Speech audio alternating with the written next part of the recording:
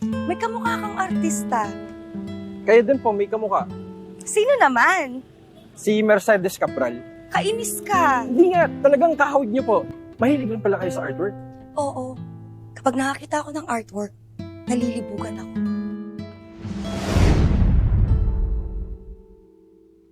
Animoy isang magandang dalaga ang nangingibabaw sa panaginip ni Ardo nang biglang may gumising sa kanyang isang babae at nagtatanong sa binibenta nitong painting, palaboy at kung saan-saan nagbebenta ng painting si Ardo dahil wala itong permanenteng lugar, subalit isang bahay ang kanyang nadaanan na tila mayroon itong masayang alaala doon, bumalik sa nakaraan na kung saan sinalubong si Ardo ng kanyang kasintahan at masayang sinabi niya rito na mayroon na raw ang kumuha sa kanya para gumawa ng hubad na painting.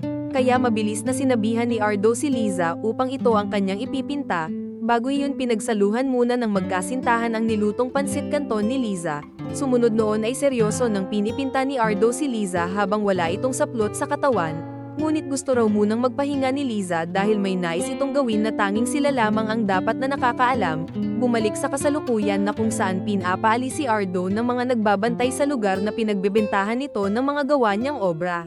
Subalit ang painting na gawa ni Ardo ay pumukaw sa mata ng magandang babae at nais niya raw iyon bilhin. Mabilis naman nagkasundo sa presyo ang dalawa at nagawa pa nga nilang magbiruan, ngunit halata sa kilos at pananalita ng babae na tila iba ata ang pakay nito kay Ardo. Sambit pa ng babae na kung nagpipinta raw ba si Ardo sa kahit na anong lugar, kaya sumunod noon pumunta ang dalawa sa bahay ng babae upang doon ipipinta ni Ardo ang babae na gusto nito ay wala siyang saplot habang pinipinta. Hilig raw kasi ng babae ang mangolekta ng mga painting dahil ibang ligaya raw ang binibigay sa kanya nito.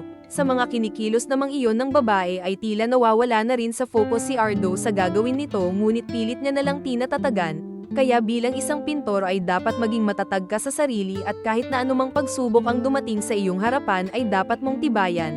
Dahil kung ikaw ay mahinang nilalang panigurado masisira ang iyong pinaghirapan. Tulad na lamang ng ating bida sa kwento dahil nagpadala ito sa tukso. Napadpad si Ardo sa isang tindahan ng mga damit ngunit muling nagbalik sa kanyang alaala ang masayang samahan nila ni Liza na tila simple lang pero walang katumbas ang ngiti sa kanilang mga labi. Subalit habang nagpapahinga si Ardo sa kanyang pwesto may biglang mapupunta sa kanyang bola at agad niya rin naman hinabol.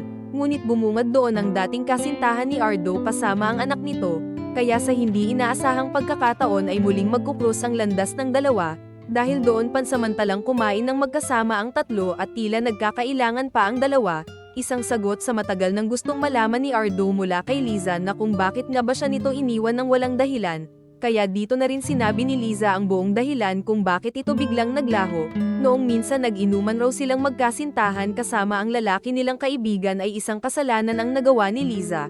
Mabilis na nalasing kasi si Ardo noong oras na iyon kaya hindi nabigay ang nais ni Liza na magpalipas ng init ng katawan.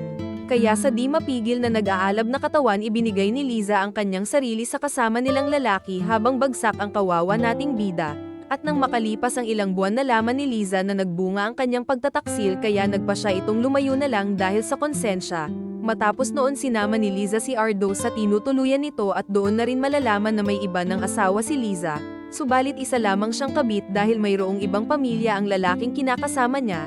Sa kabila ng mga ginawang iyon ni Liza kay Ardo, tila nangingibabaw pa rin kay Ardo ang labis na pagmamahal niya dito. Hinanap kita kahit saan. Dala-dala ko yung painting. Mahal pa rin kita, Liz. Dahil sa bugso ng damdamin ng dalawa kaya nagawa nila ang hindi dapat na mangyari dahil mayroon ng asawa si Liza. Matapos noon bago umalis si Ardo pilit pa rin kinukumbinsi ni Ardo si Liza na sumama ng muli sa kanya kasama ang anak nito.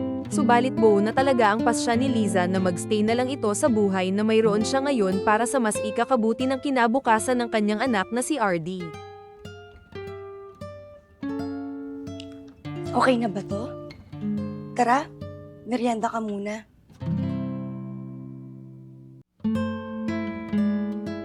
Ikaw ba may-ari ng gym na to? Pwede mo pa akong turuan mamaya? Nalakad kasi ako eh. Gusto ko yung malalim. Sa kabilang side po ng pool, 9 feet. 9? 9 ka rin ba? Oh? You know your shoe size. Tara, samahan mo ako sa room ko kasi may nakalimutan ako.